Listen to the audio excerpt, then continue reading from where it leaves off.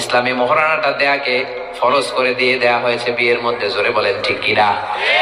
এটা কিন্তু অপশনাল নয়, এটা কম্পালসরি। ওয়া আতুন নিসা সাদকাতিহিন্না নিহলাতান ফাইন তিবনা লাকুম আন শাইইম মিনহু নাফসান ফাকুলুহু হানিআম মারিআ।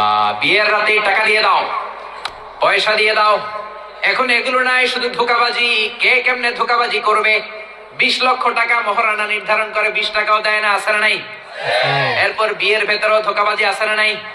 ছেলের কোয়ালিটি নাই, হাজার হাজার কোয়ালিটির কথা বলে ফুলিয়ে ফাপিয়ে ছেলেরে শাহরুখ খান বানায়, ছেলেরে বিল গেটস বানায়। ছেলের বন্ধুর বড় বড় সম্পত্তি গুলো দেখিয়ে বলে এগুলো ছেলের সম্পদ, আসলে রাস্তার ফকির, আছে না নাই?